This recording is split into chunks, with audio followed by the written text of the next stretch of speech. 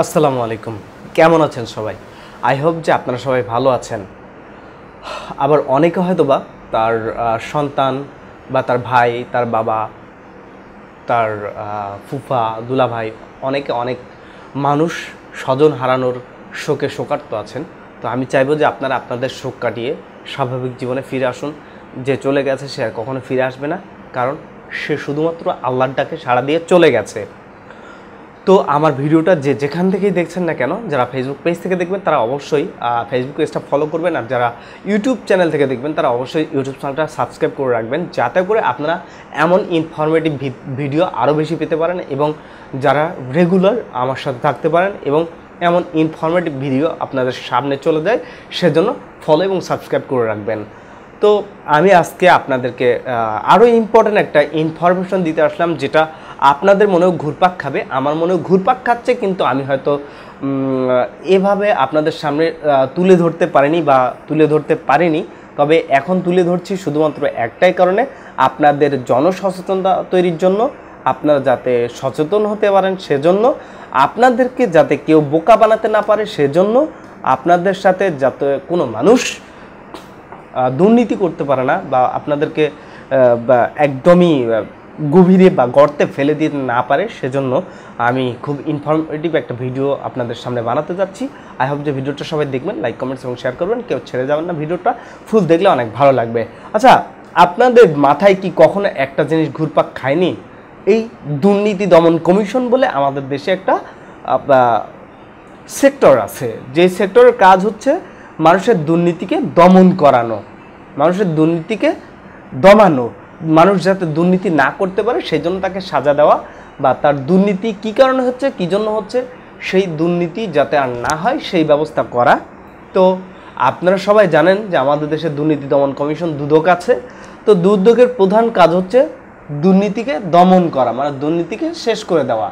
তো আমি জানি না যে আমাদের দেশের যারা দুর্নীতি করছে তারা আসলে কিভাবে দুর্নীতি করছে এবং কেন দুর্নীতি করছে, এইগুলো খতিয়ে দেখার মেইন রেসপন্সিবিলিটি, মেইন দায়িত্ব যাদের কাঁধে থাকে তারা হচ্ছে দুর্নীতি দমন কমিশন, দুদক। তো দুদকের কথা বলতে গেলে সবার আগে আসে একটা কথা, যেটা হচ্ছে, আচ্ছা আপনারা কি কখনো দুর্নীতি করেন না? দুর্নীতি রোধ করতে গিয়ে আপনারা যারা দুর্নীতিতে জড়িয়ে পড়ছেন, আপনাদের বিচারটা ঠিক কারা করবে এবং আদৌ আপনাদের কখনো বিচার হবে কি না, বা আপনাদের দুর্নীতিটা আদৌ কখনো ধরা পড়বে কি না, এমন একটা প্রশ্ন আমার মনে আছে, আমার মাথায় আসছে। আপনাদের মাথায় আসছে কি না সেটা আমি জানি না, তবে আজকে জানাতে আসলাম। যদি আসে তাহলে আপনারাও বলবেন। এর থেকে ইম্পর্টেন্ট একটা কথা হচ্ছে, আমাদের দেশে যে দুদক আছে, সেই দুদক যখন একটা দল ক্ষমতায় থাকে, সেই ক্ষমতা থাকাকালীন ওই দলের কোনো সদস্য বা মেম্বার বা কোনো এমপি, মন্ত্রী বা যেই হোক না কেন, এনি বডি, যখন সে দুর্নীতি করছে, এই দুর্নীতি দমন কমিশন কিন্তু তখন তার পিছনে লাগছে না। কেন জানেন? কারণ হচ্ছে তখন ওই দলটির পেছনে পাওয়ার আছে, ওই লোকটির পেছনে পাওয়ার আছে। এই পাওয়ারের জন্য দুর্নীতি দমন কমিশন তার পিছনে আঙ্গুল দিচ্ছে না বা খোঁচা দিচ্ছে না, কারণ যদি খোঁচা দেয় তাহলে তার ক্ষতি হতে পারে বা তার দুর্নীতিটাও ধরা পড়তে পারে।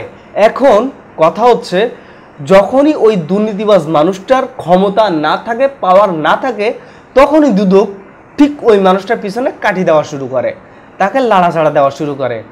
ঠিক আছে? যখন ওই মানুষটার আর কোনো ক্ষমতা না থাকে, তখন তারা বলে বসে যে হ্যাঁ, উনি দুর্নীতি করেছে, উনি দুর্নীতি করেছে, উনি দুর্নীতি করছে। যুক্তরাজ্যে হাজার হাজার কোটি টাকা পাচার সহ বিভিন্ন অনিয়ম ও দুর্নীতির মাধ্যমে অবৈধ সম্পদ অর্জনের অভিযোগ আমাদের এখানে পাওয়া যায়। বিভিন্ন অনিয়ম ও দুর্নীতির মাধ্যমে কোটি কোটি টাকার অবৈধ সম্পদ অর্জনের একটি অভিযোগ দুর্নীতি দমন কমিশনে পাওয়া যায়। এর সত্যতা পাওয়া গেছে এবং তার ভিত্তিতেই আমাদের কমিশন কর্তৃক বিষয়টি অনুসন্ধানের জন্য সিদ্ধান্ত দেওয়া হয়েছে। আরে চাপাবাজের বাচ্চা, দুর্নীতি দমন কমিশন, তোদেরকে বলি, তোদেরকে আর কোনো কাজ নাই? যখন ওই মানুষটা পাওয়ারে থাকে তখন কেন তোরা তার খোঁজ নিস না? যখন ওই মানুষটা পাওয়ার থেকে চলে যায় বা দেশের বাইরে চলে যায়, তখন কেন এই খোঁজটা নিতে হবে যে ওই লোকটা দুর্নীতি করেছে? যেমন এক্সাম্পল হিসেবে আপনাদেরকে আমি একটা কথা বলি, আমাদের দেশের সেনাপ্রধান, সাবেক সেনাপ্রধান বেনজির আহমেদ অনেক দুর্নীতি করেছে এবং সে যখন ক্ষমতায় ছিল তার ক্ষমতা থাকাকালীন অবস্থায় দুর্নীতি দমন কমিশন কোনো প্রকার স্টেপ নেয়নি, কোনো পদক্ষেপ নেয়নি যে দুর্নীতি সে কেন করলো এবং কতটুকু করলো সেটা খতিয়ে দেখব। এটা কিন্তু সে দুর্নীতি দমন কমিশন করেনি। হ্যাঁ করেছে, কখন? যখন বেনজির আহমেদ ক্ষমতাচ্যুত হয়েছে, দেশের বাইরে চলে গেছে, তখন ব্যারিস্টার সুমন একটা মামলা করে দুর্নীতি দমন কমিশনে এই বেনজির আহমেদের নামে। তখনই দুদক নড়ে চড়ে বসে এবং কাঠি দেওয়া শুরু করে, হ্যাঁ বেনজির আহমেদ দুর্নীতি করেছে, কিন্তু সেটা তার ক্ষমতা থাকাকালীন কেন বলা হলো না? এবং একটা আর ইম্পর্টেন্ট কথা বলি, আওয়ামী লীগ যখন ক্ষমতায় ছিল তখন আওয়ামী লীগের কোনো নেতাগতার নামে বা কোনো এমপি মন্ত্রীর নামে কোনো প্রকার কোনো কথা বলেনি দুর্নীতি দমন কমিশন। Right or wrong? আমি ঠিক বলছি নাকি বেঠিক বলছি এটা আপনারা বলবেন, আপনারা সবাই ভালোই জানেন, আমার থেকে বেশি জানেন। তো যখনই আওয়ামী লীগ সরকার পদত্যাগ করে ইন্ডিয়া চলে গেল এবং আওয়ামী লীগের নেতাগতা এমপি মন্ত্রী সবাই পদত্যাগ করে চলে গেল, সবাই পলালো, ঠিক তখন এখন দুর্নীতি দমন কমিশন বলছে, কি বলছে? বলছে উমুক নেতা দুর্নীতি করেছে, তুমুক নেতা দুর্নীতি করেছে, আমরা তার দুর্নীতি খতিয়ে দেখব, আমরা ওনার দুর্নীতি খতিয়ে দেখব, আমরা ওনার দুর্নীতি খতিয়ে দেখব, ওনার দুর্নীতি খতিয়ে দেখব। এখন এরকম কথা বলছে। এখন আমার প্রশ্ন হচ্ছে, ওই লোকটা যখন দেশে ছিল, যখন ক্ষমতায় ছিল, তখন কেন আপনারা দুর্নীতি দমন কমিশন ওই লোকটার পেছনে লাগেননি? এখন তারা পালিয়েছে, তাদের নিজেদের চিন্তায় তারা নিজেরা বাঁচতেছে না কিন্তু, তাই না? এখন তাদের পিছনে লেগেছে কারণ তারা দুর্বল। তাহলে দুর্নীতি দমন কমিশন কতটা দুর্বল যে একটা লোক যখন শক্তিশালী থাকে তখন তার পিছনে লাগতে পারে না, যখন ওই লোকটা ক্ষমতাচ্যুত হয়, যখন তার কোনো ক্ষমতা থাকে না, যখন সে দুর্বল হয়ে যায়, তখন দুর্নীতি দমন কমিশন তার পিছনে লাগে। আরে ভাই, তোদের কি আর কোনো কাজ নাই? হ্যাঁ, তোরা এরকম কেন? বাংলাদেশের দুর্নীতি দমন কমিশন এমন কেন? এটা তত্ত্বাবধায়ক সরকারের কাছে এবং আমাদের দেশের জনগণের কাছে আমার একটা প্রশ্ন, যে আমার মনে যেটা ঘুরপাক খাচ্ছে আপনাদের মনেও কি সেটা ঘুরপাক খাচ্ছে? এখন কথা হচ্ছে, দুর্নীতি দমন কমিশন দুর্নীতি রোধ করতে গিয়ে তারা আবার দুর্নীতি করছে না তো? তারা আবার অঢেল পরিমাণ সম্পত্তির মালিক হচ্ছে না তো? তারা আবার দেশের বাইরে টাকা পাচার করছে না তো? তারা আবার আমাদের সাধারণ মানুষের রক্তশোষার টাকাকে চুষে খাচ্ছে না তো?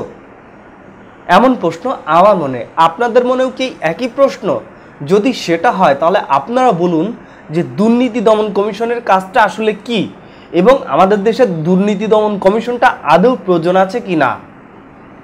আমার তো মনে হয় যে প্রয়োজন নেই। আপনারা কি বলেন? কারণ এই দুর্নীতি দমন কমিশন কোনোদিন কোনো পাওয়ারফুল ব্যক্তির পেছনে কথা বলেনি, কোনো পাওয়ারফুল লোকের সামনে কথা বলেনি। পাওয়ারফুল লোকটা যখন ক্ষমতাচ্যুত হয়েছে তখন কথা বলেছে। তাহলে আমরা কি ধরে নেব যে দুর্নীতি দমন কমিশনের যতগুলো লোক আছে তারা সবাই দুর্নীতিবাজ? এই প্রশ্নটা সম্পর্কে আপনারা কতটুকু অবগত আছেন যে আমাদের দেশের দুর্নীতি দমন কমিশন কতটুকু ফেয়ার এবং কতটুকু আনফেয়ার সেটা আপনারা ভালো জানেন, আপনারা খুব ভালো মতো বোঝেন। আমি এটা আপনাদের উপর ছেড়ে দিলাম, আপনারা জাজ করবেন, আপনারা মতামত দিবেন এবং এই ভিডিওটা শেয়ার করে সবাইকে দেখার সুযোগ করে দিবেন, যাতে করে আমাদের দেশের দুর্নীতি কমিশনটা নড়াচড়া দিয়ে বসে বা আমাদের দেশের দুর্নীতি কমিশনটা থাকারই দরকার নেই, এদের চাকরি করার দরকার নেই। কারণ এরা তো কখনো কোনো কাজ করতে পারে না, অকাজ করে বেশি। এটা হচ্ছে আমার মূল থিম।